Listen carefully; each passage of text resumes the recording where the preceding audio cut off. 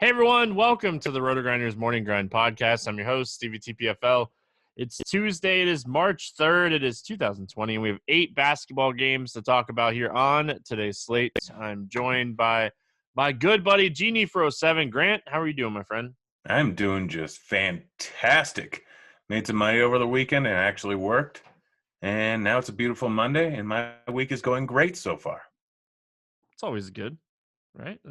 That's living the dream. Yeah, no, I am living the dream. Except for I ate pizza and Taco Bell today. So I don't feel great, but it was worth it. That sounds like a wonderful day. So this is an interesting slate to kind of break down the night before, dealing with a lot of injury news that we're going to have to be paying attention throughout the day. So hopefully we'll get some clarity on some of these situations, middle of the day tomorrow, and we're able to kind of adjust and, get a game plan together. But we have some big names, Anthony Davis, Jason Tatum, questionable here. So we'll do the best we can breaking this one down, talking about it. Let's get started here. San Antonio at Charlotte. It's a back-to-back for the Spurs. No total in this game.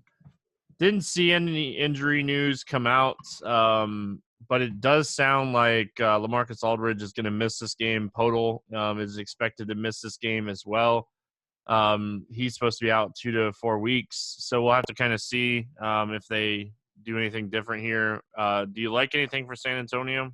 I mean, I think you got to like something. DeRozan, I know they didn't have a great outing the last game. He had 0 points at the half, which is something I've never seen him do, but he's still going to get a majority of the usage there. Charlotte's not a great defensive team, so I have to assume that he's going to be heavily involved. And even on the second end of a back-to-back where he played 38 minutes the night before, I guess there's always a chance that they just give him the night off, but the fact that they're in the playoff race, I don't think they're going to be able to.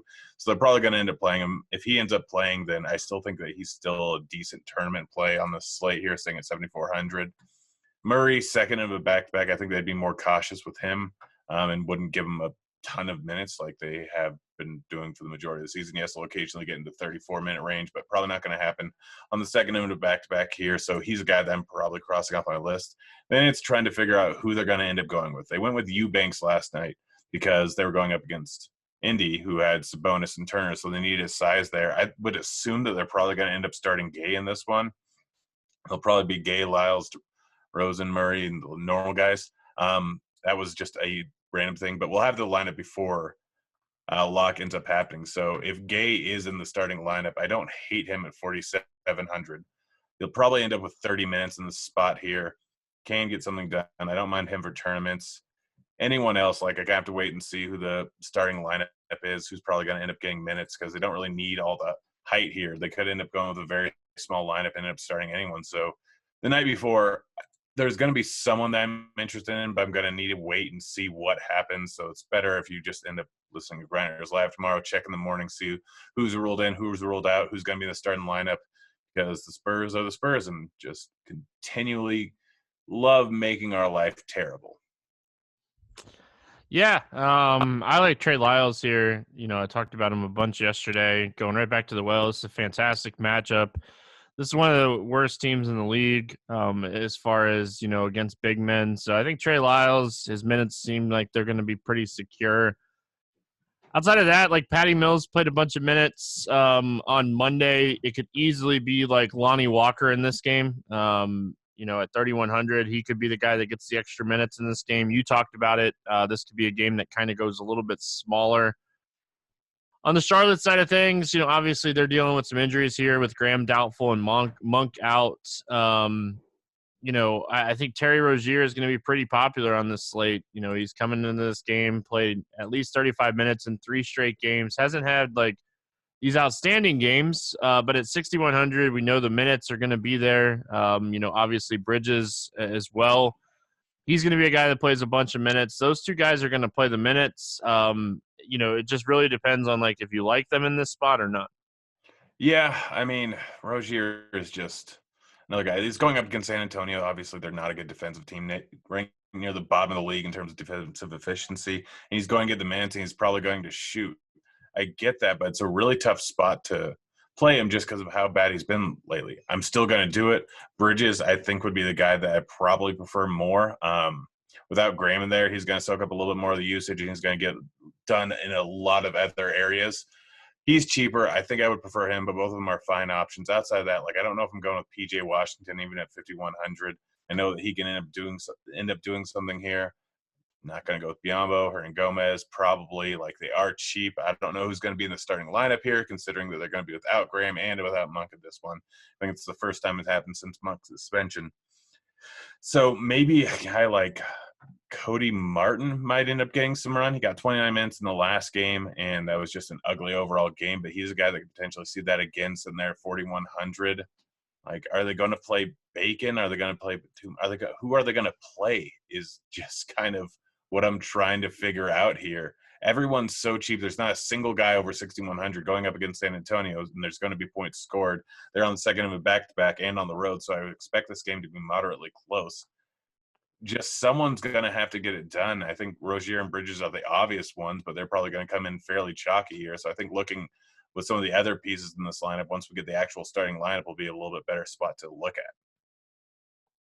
Yeah, obviously, I'm with you. I think looking at the starting lineup is going to be important. I think Cody Martin's actually going to be a guy that we see become pretty chalky here. Caleb Martin's going to play minutes too, but I'd much rather play Cody. The last that I knew, Bacon was down with the G League, so had to pay attention to that too because if he's down in the G League, obviously he could get called up before this game, morning of. It could have already happened and won't be announced until the morning of. So we're just gonna have to kind of see on how that goes out, but. Moving on here, we got Brooklyn at Boston. No total in this game. Garrett Temple's questionable. Kyrie is out. Marcus Smart and Jason Tatum are both questionable as well, but Kimba is probable. Let's start here with the Brooklyn side of things. Anything standing out to you for the Nets?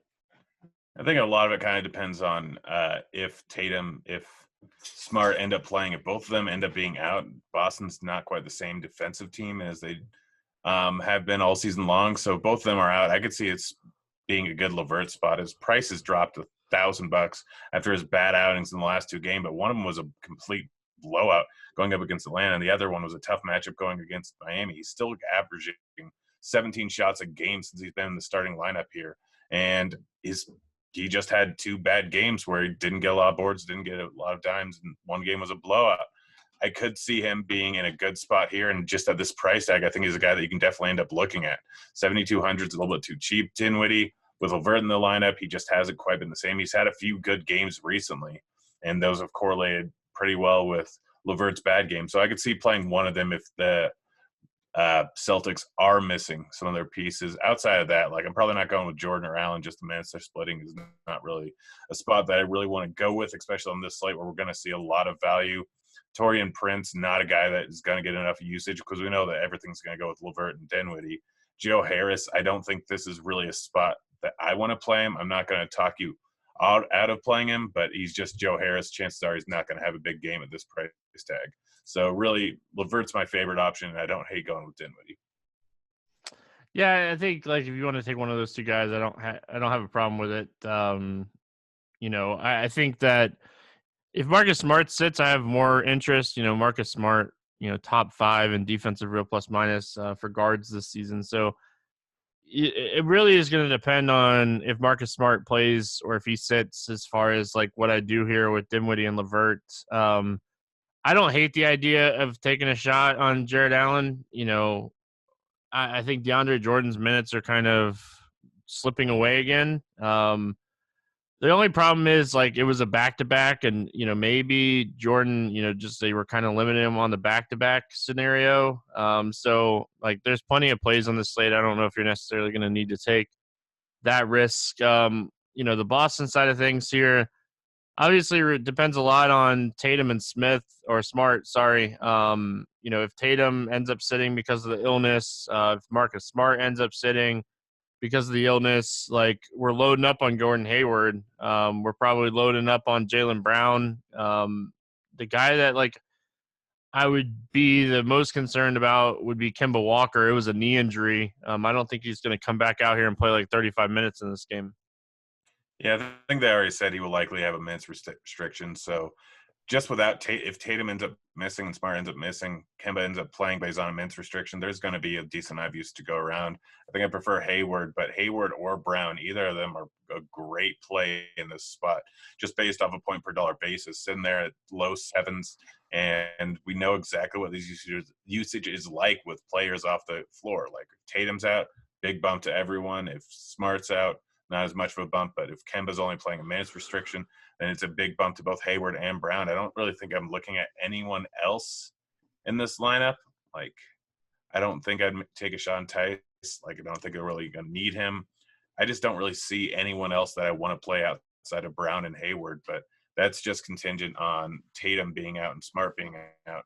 And so I think Smart has more of a effect on the opposing players because if Smart ends up playing and comes on a minutes restrictions, both of them are just kind of off for me, but it doesn't really affect the other guys too much. But if Tatum's out, Hayward, Brown. If Tatum's in, probably not really playing anyone in the spot. Yeah. Obviously, this is going to be one of those ones you're just going to have to watch the news and see how it works out because big bumps if both of these guys miss to, Brown and Hayward, like I said, and Wanamaker actually would become a little interesting too. If both of those guys sit, because Kimba's going to be on a minutes restriction, that means that guy's going to end up playing some minutes here. So, do we really want? I hate playing him. Do we really want to play him at 22 minutes? No, I don't. That's why I said like you're going to have to watch. There's just so many question marks today on this slate. This is a tough one to break down the night before. Yeah, there's a lot of question marks here, especially like when we get to that Toronto game. A game that we don't really have any question marks. We got the Clippers and the Thunder, 226 total here. Clippers favored by 3. Both these teams full strength. They're good to go. Anything standing out to you here for the Clippers? I mean, kind of a lot. I don't hate Kemba. I don't love him on this slate. He's priced about where he should be. He has some upside. It's not an easy matchup. It's not a good pace matchup. It's not a good defensive matchup. He's sitting there at 9,200. He's fine. George played 30 minutes the other night.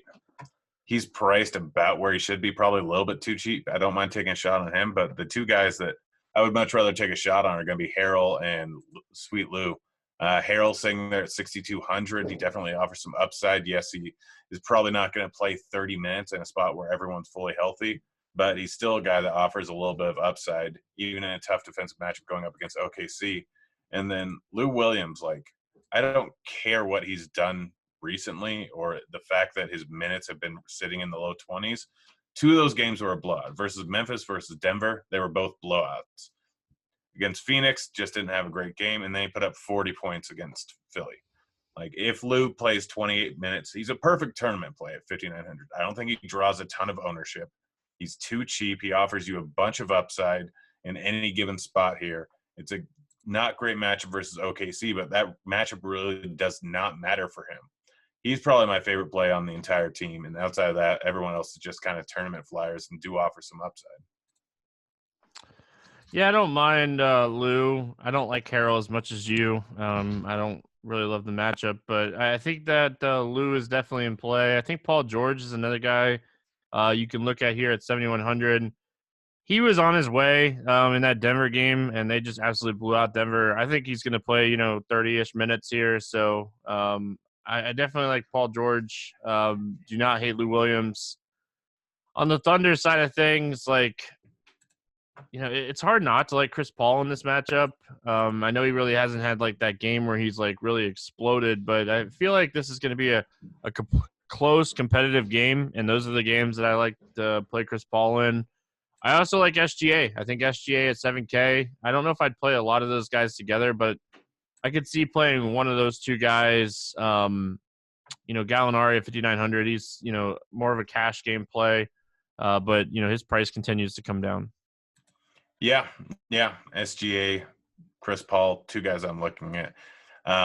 Chris Paul really doesn't matter the matchup with them. Obviously, the Clippers are a tough defensive matchup, but with him, any team he can do well against. The minutes are going to be there. He hasn't played great recently. And by great, I mean he hasn't putting up a massive game, but he is playing the minutes in any game that stays close. That Milwaukee one was a complete blowout, and it was just terrible for every single player on the team. So don't pay attention to too much of what Chris Paul and SGA did in that game, because they still have the upside in any given game.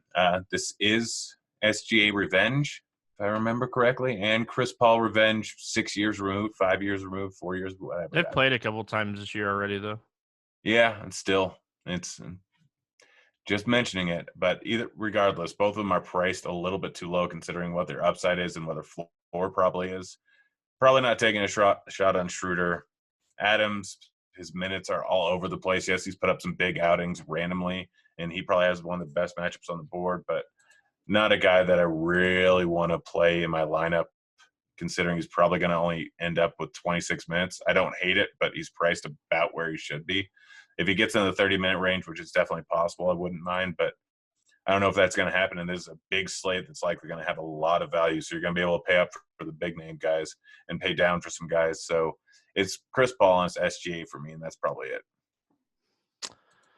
All right, moving right along here, Minnesota at New Orleans, 247.5 total. Checked a couple different places. That's really what this total is sitting at. New Orleans, 11.5 favorite. Karl Anthony Towns remains out. Miller, JJ Redick are out. Williams is doubtful. Let's start here with the Minnesota side of things. Obviously, when we're looking at this game and looking at this total, this is going to be the chalkiest game on the slate. We have two of the fastest-paced teams in the NBA, top four. Both of these teams, as far as defense goes, we know that Minnesota ranks 20th and New Orleans ranks 21st. So really fast-paced, not a lot of defense, really high total. Big favorites in New Orleans. What do you like here for Minnesota? Everyone. Russell, if this game stays close, then he's probably going to go off for a big game. It's going to be a fast-paced game, and he's still shooting 20 shots every single time he's out on the court there. So he's a guy that you can definitely end up looking at 9K. Really like him in this high total game. Beasley has not been doing great recently, but it's been not great matchups. This is a spot where he could go for 40, I think, sitting there at 6K. I don't mind taking a shot on him. Hernan Gomez, 5.5K. He's playing minutes. He's probably going to have to play some minutes in this one, considering the Pelicans have some size. So he's a guy that you could definitely end up looking at. Naz Reid, 5.2K, probably my least favorite of the bunch. And he could very easily end up getting into some foul trouble here. But still, 5.2K. He has a little bit of upside. And then James Johnson, do you think he gets a little bit of extra run in this spot? I think that this is a pretty good spot for him to actually play in the 30s here for the first time in a while, just because they're going to need him. I mean, am I off base here at 4,800? If he plays 30 minutes, he's a great play. And I think that he'd be the least owned of all these guys, but I like all of them. Yeah, I just have a hard time projecting him for 30 minutes, maybe 26. I just what makes you feel like, just outside of matchup, they haven't been playing him 30 minutes even with all these guys out. I mean, they played him 30 minutes in his first game back there versus Charlotte. I guess the problem is he's probably going to get into foul trouble. Very active defensively. Obviously the upside is here. When you're looking at turnover rates and stuff like that, the Pelicans turn the ball over a ton, fifth most in the NBA. So upside is there for sure. I don't hate it. I like Hernan Gomez just a little bit more. He's been getting the minutes. They've been pretty safe. He put up 50 against Orlando the other night. I could see him having a monster game here. But even at 9K, it's hard not to like Russell here. The usage is going to be insane in this really fast-paced matchup, up and down. It's just 9K is tough. The price is tough. When you can play Beasley and these guys cheaper. But yeah, Hernan Gomez is probably my favorite play from Minnesota. I do like the James Johnson call under 5K. Outside of that, though, unless this game gets, it turns into a blowout, I don't really see a ton of these other guys, picking up minutes. Yeah, right there with you. I don't have any interest in Oakji, Laughlin, Culver. There's just no reason to play any of them. Yeah, and then on the other side of things, Drew's upside has really been limited here recently. We've seen some big games out of Brandon Ingram recently. Zion at 7,700 in this matchup is probably, a lock for 5 to 6x with the upside of like 7x, maybe 8x. We've only really seen, I think, only one 50-point game for him. So, what do you like here for New Orleans? Yeah, I like all of them, like Drew, Ingram, Zion, Ball. Yes, we haven't seen a huge ceiling from Drew, but it's a matchup versus the Timberwolves, and there's 247 implied total. Like, this could be a high-scoring matchup for anyone. If I'm going to pick my favorite two, it's Zion sitting there at 7,700. I think he has a real shot at going for 40 real-life points in this one. And obviously, this high of a pace matchup, he could easily crush on other with other stuff. So I really like Zion here. He's my favorite.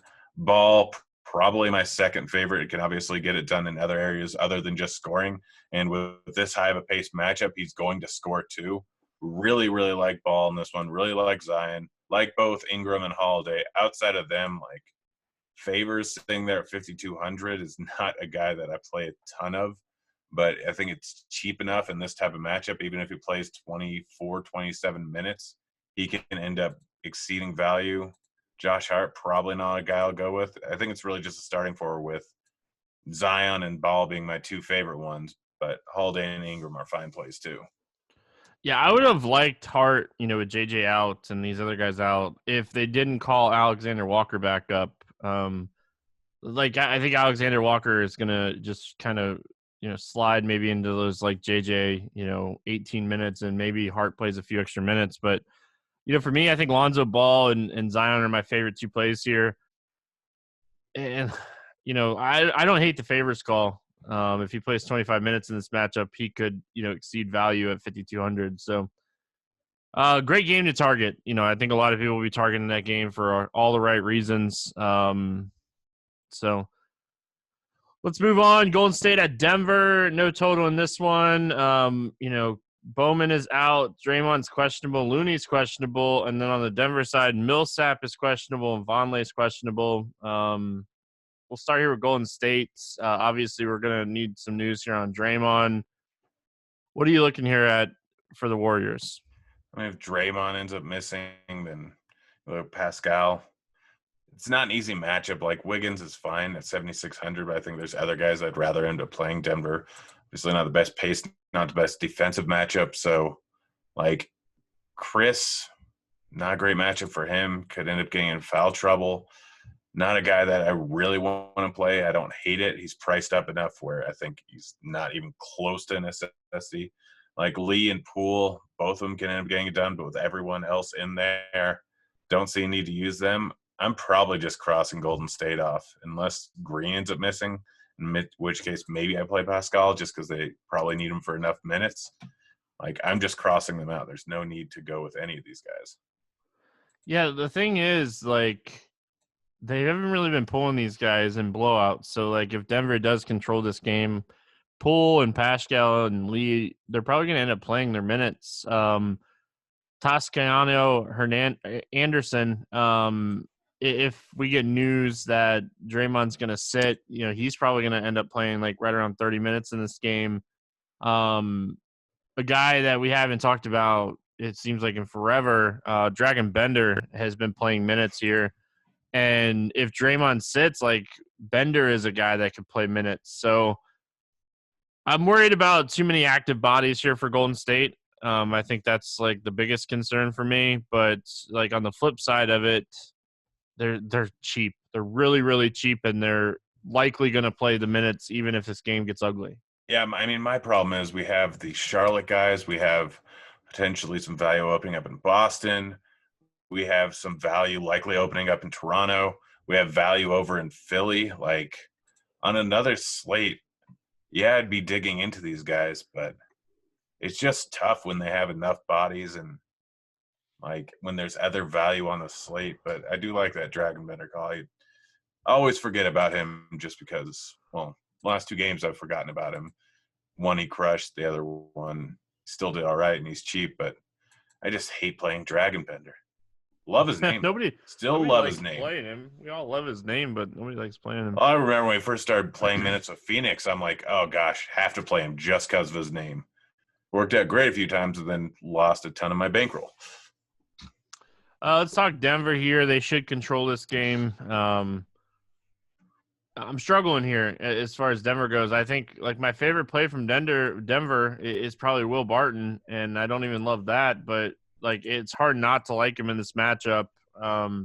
Grant's kind of cheap too. Yeah, I mean, my worry is the blowout. Barton has only been playing high 20 minutes, like 5,600. He's just been so bad for so long that at this point, like, I don't think that I want to play him just because he hasn't gotten it done since coming back from injury. And even prior to injury, outside of 2 games, he really wasn't doing that great. They're more at full health. They like outside of Millsap. Like if Millsap ends up playing, I don't hate playing him at 4,400. I think that he offers a little bit of upside.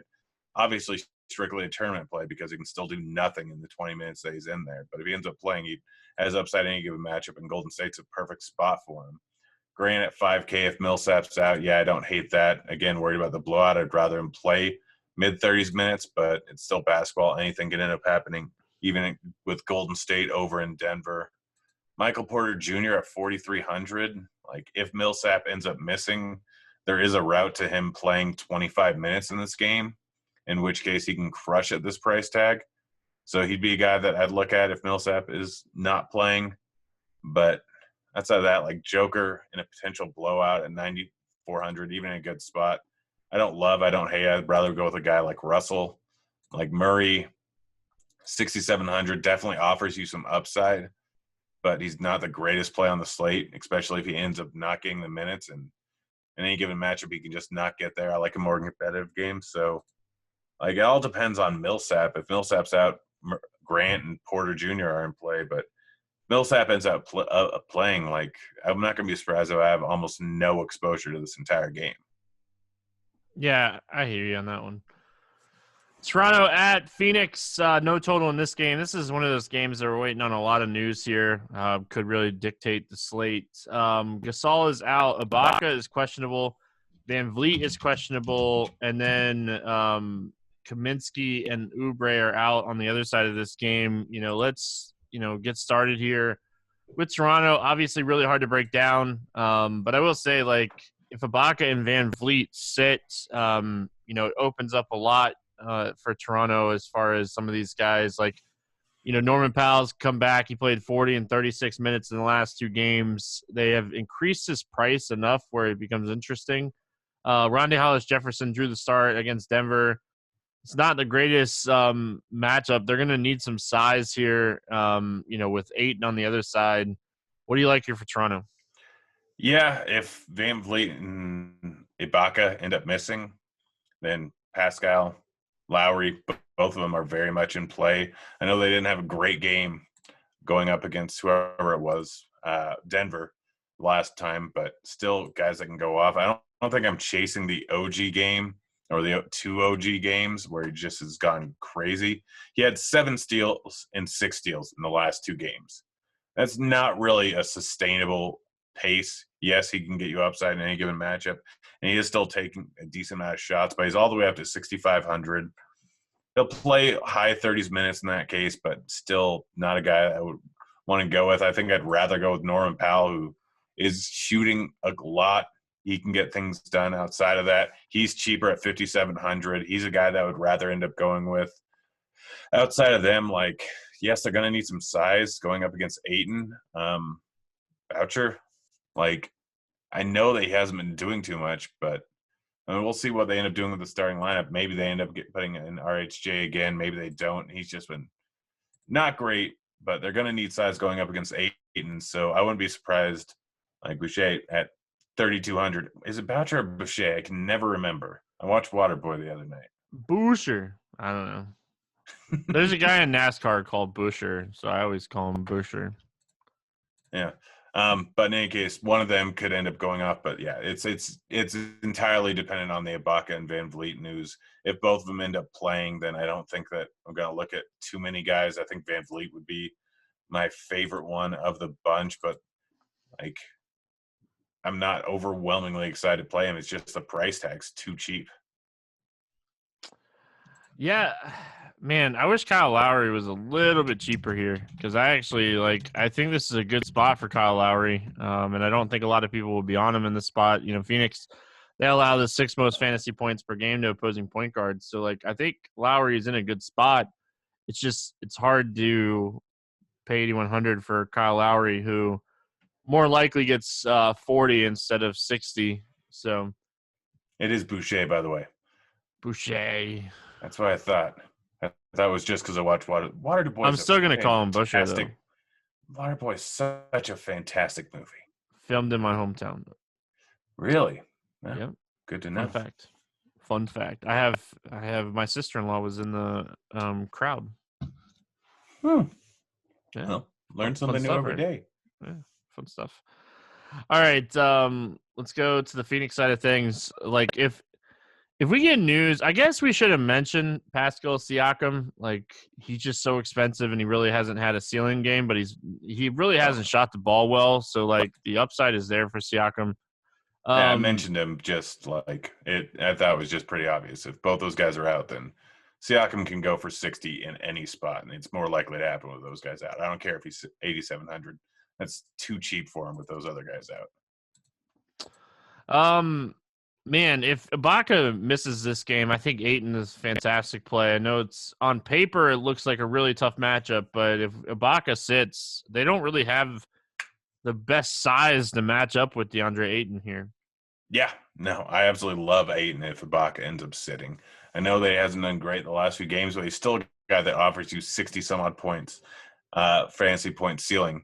So I know that he's going up against the first-ranked defense in terms of going up against bigs, but it's not the case without Ibaka and without Gasol in there. It's not a great match, or it's a very good matchup for him.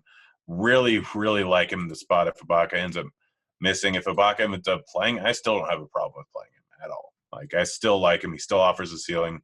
It'd just be more tournament for me going with him. Booker, he's fine for tournaments. Rubio at 7,200. I know he's been flashing his upside some out recently, but I'm not going to be surprised if he goes down to 25, 30 points again. So I'm not really taking a shot at him at 7,200 on an 8-game slate where even if he hits his ceiling, I'm not going to be surprised if Chris Paul gets there. I'm not going to be surprised if SGA gets there. There's a lot of guys in the 7K range where I'm just crossing Rubio off entirely. Saric, Bridges, not guys that I really want to end up playing. They're priced about where they should be.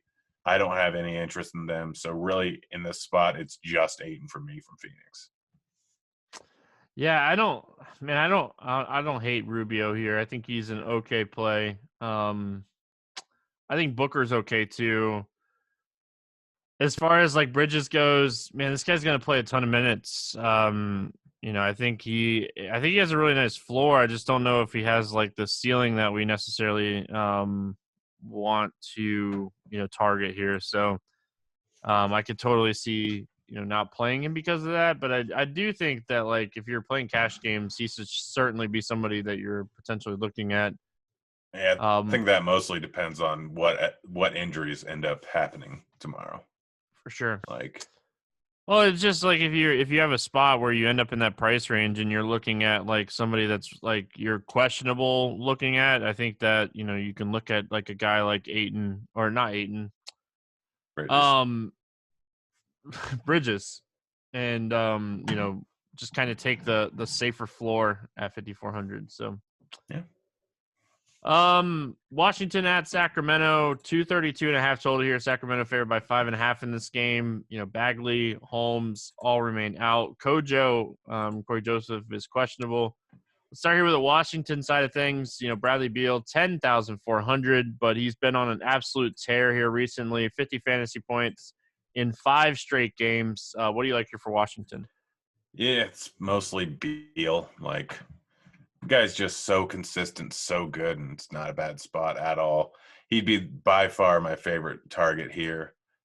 Hachimura, Bertans are both fine. They're not great. I know Bertans went out for a big game going up against Golden State, but he shot 8 for 10 from beyond the arc. That's that's what Golden State does for opponents, for one, and for two, that's probably not going to happen again, even though he is a fantastic shooter. It's too big of a slate, like too many potential value spots where I'm not going to talk you off of playing him, but he's not a guy that I really want to look at. Napier, Ish Smith, like both of them are playing minutes. I don't really have interest in either of them because of that. Bryant is sitting there at 3,800, and he's probably only going to play high teens minutes. He may occasionally get into the 20s, but that just seems to be what they're doing with him recently. This is a spot where he could get a few more, but there's too many other cheap guys that are going to be on the slate regardless. I'd rather take a shot on. So it's really just Beal for me. It's Beal only for me too. Sacramento actually ranks first, and they allow the fewest fantasy points per game to opposing power forwards.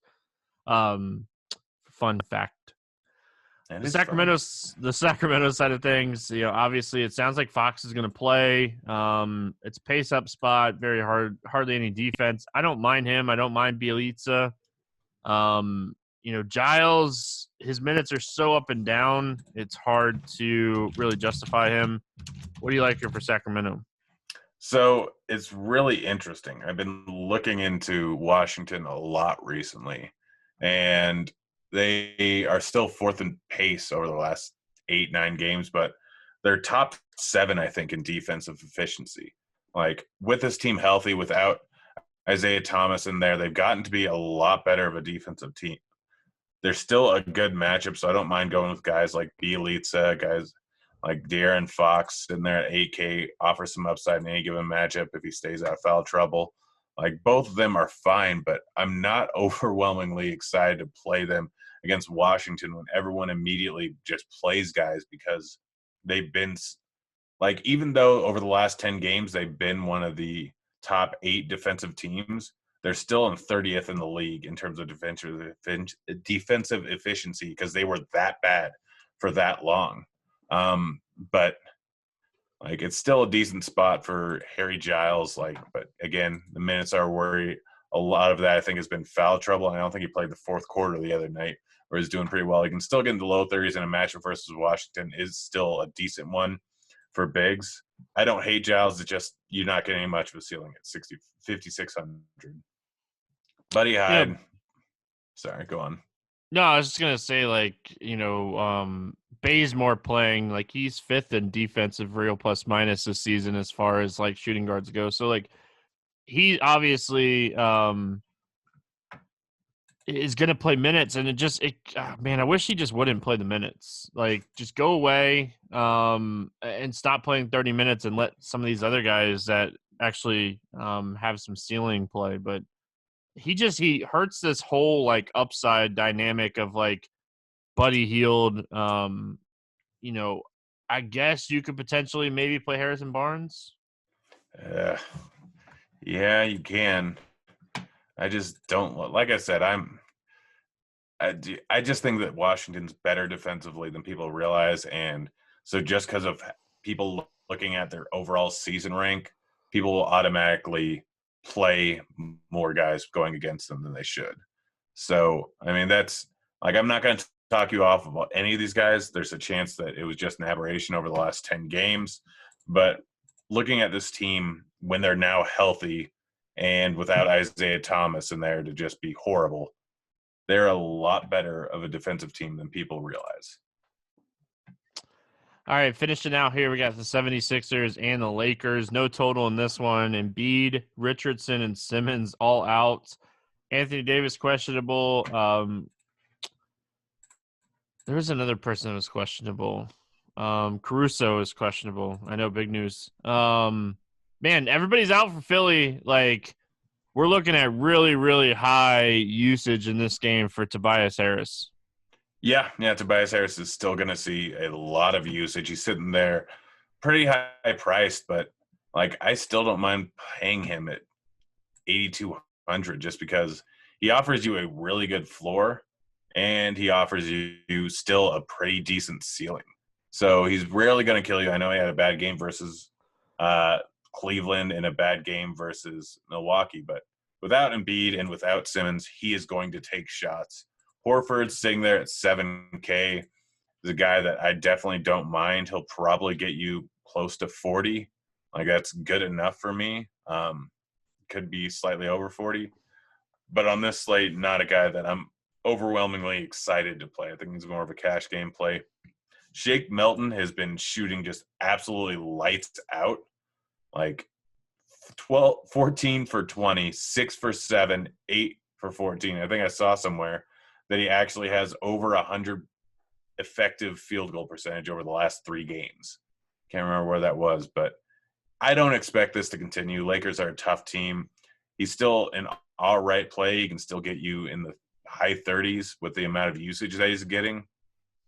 But he's not a guy that I'm in love with just based off of what he's done recently. Alex Burks is an interesting one just because, like, I have to assume without Richardson in there, like, everything, he's probably going to get minutes. He's at 4,400. They're going to need a little bit more in this offense just because the usage has to go somewhere without Richardson, Embiid, and Simmons.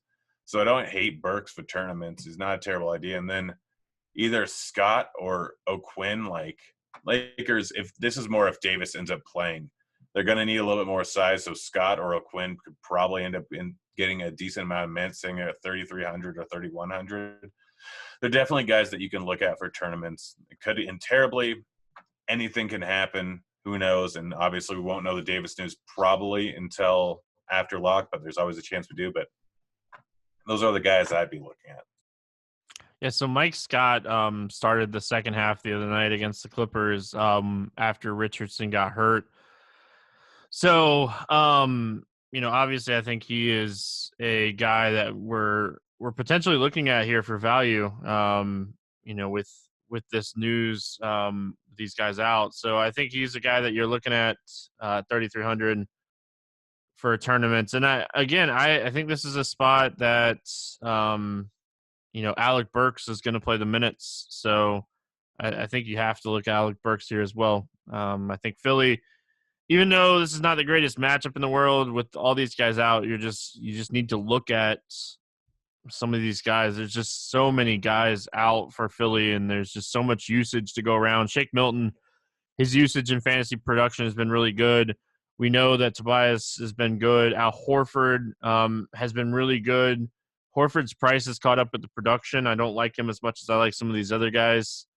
And then on the Lakers side of things, like, we could easily start with LeBron, but if Anthony Davis misses this game, I think you're looking at like a McGee, potentially play, maybe even Dwight Howard. What do you like here for the Lakers?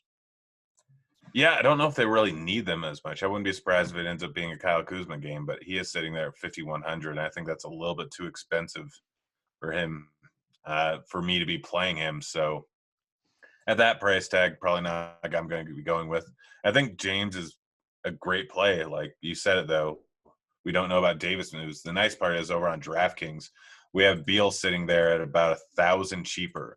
So throw James into your small forward spot or into your guard spot, and you can easily swap off of him to Beal and just have a 2v2 swap ready. Like that's basically it. Like, make sure you have 2 guys from the late games that you can switch around. Like, maybe you're taking if Davis, like, you can kind of play it off with the fact that if Davis plays, then you can play a guy like Scott in there. So you can have it playing Scott, someone else, and Beal in there, and then swap it over to James and swap it to 2 other guys if he ends up playing. So just be cognizant of that when you're making lineups, because the last 2 games of the night both start at the same time, and you can easily make those swaps. But yeah, if James or if Davis ends up missing, then I don't mind the McGee call there, sitting at 3,900. But there's no one that I'm really excited to play about, and we're probably not getting news until after lock. Yeah, obviously we're going to just have to kind of pay attention to this one and wait and see.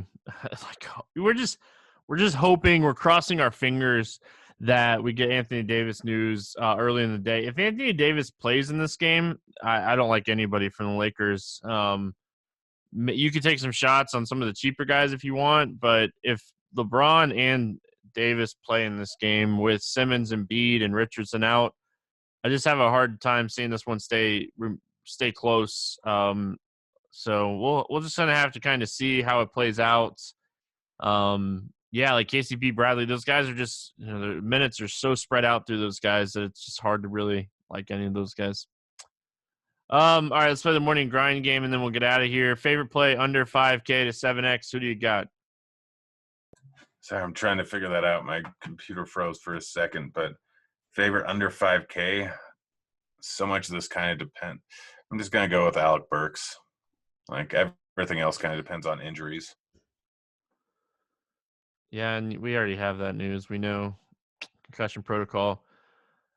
Man, there's so many like guys you can like take shots on down here. I'm gonna go with Mike Scott. Well, one of us will probably end up being right. Or both. Over 8K to go under 5X. Who's your bust today? I'm gonna go with Kawhi. Right. Give me Jokic today. And I don't think it's not because of the matchup or anything. I just don't think that game stays close. Favorite 6X play. Who do you got today? I'm going to go with Zion. I like that one. There's like 3 guys that I was kind of looking at here. Give me, oh man. Give me Hernan Gomez. Let's get weird GPP play of the day. Who do you got? Lou Williams isn't going to be highly owned, right? I don't think so. Yeah, he's too cheap. Sweet Lou. Did you know my get weird GPP play of the day yesterday was Mario Hezonja? Oh gosh. Yeah, Mr. 10X himself. Was it? I only played Friday. No, yesterday. Today's Tuesday, man. Oh my gosh, today is Tuesday. Yeah, where have you been? I don't know. You're stuck in the weekend blues. Well, I worked Saturday and Sunday, so every day, and that's the problem. Every day just blends together. It's like football season. Yeah. I was trying to figure out who my Let's Get Weird GPP play of the day is. Give me, man, he's gonna be popular too. I was trying to find somebody that wasn't gonna be like super popular, but I feel like a lot of these guys are. Do you think Lonzo Ball is gonna be popular? Moderately. Yeah. I mean, it's hard to know on the slate the night before because how There's injuries so many pan out. Question marks. Yeah. I think that's why I picked Lou Williams. I don't think regardless of how injuries work out, he's going to be very heavily owned.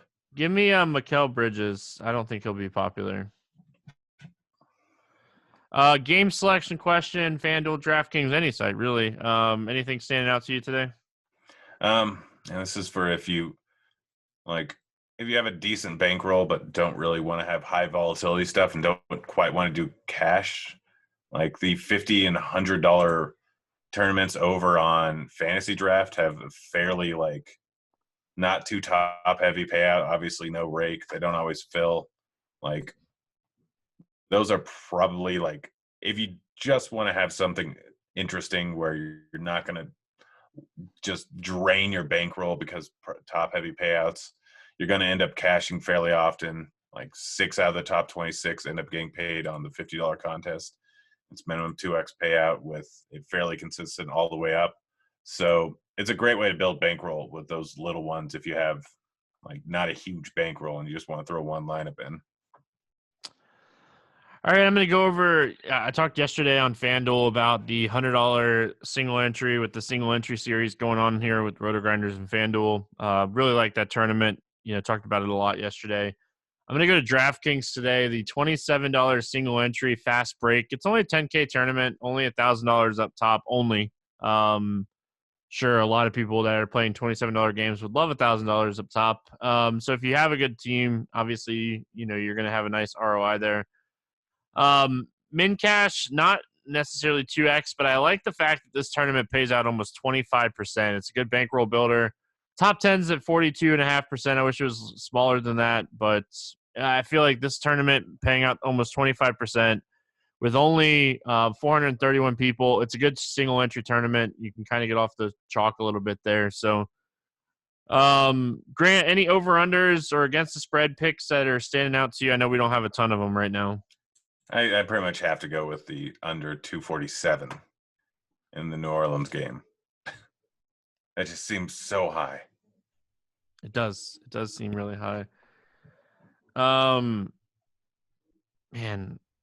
I was thinking the under in the Sacramento game, but I don't feel great about it. I like that one. Again, Washington's been much better defensively than people realize. I think over the last 10 games, Sacramento's 6th in defensive efficiency, Washington's 7th. And in that time frame, Sacramento's middle of the pack in terms of pace. So, I mean, honestly, people could just keep betting the over on Washington. I just keep taking the under. It didn't work out great against Utah, but neither one of these teams have been good offensively over the last however many games, and they have both been good defensively. Yeah, for my sharp side lock, I'll probably end up tweeting it out. I want to see what some of these lines look like, throughout the day tomorrow. And if I get on something that I really like, I got to get my streak back going here. I'll tweet it out. So, Grant, any final thoughts before we get out of here? I'm actually just going to lock in the under on sharp side on that Washington game. I talked myself into it. I'm probably going to look into that more in the morning. There you go. All right, well, we're going to get out of here. I know I say this all the time, but I'm going to say it one more time, and I'm going to say it and make sure you guys are paying attention to the news today. There's just so many things to be paying attention to today. So watch the news, pay attention to the news, adjust up until lock. We got crunch time. We got all kinds of different stuff here. Projections will be changing throughout the day. So make sure you're checking that out. And then if you are a premium member, make sure you're taking advantage of Discord. He's Grant. I'm Stevie. I hope everyone enjoyed. We'll be back tomorrow talking some more hoops. Good luck in your contest, and we'll see you then. See you, kids.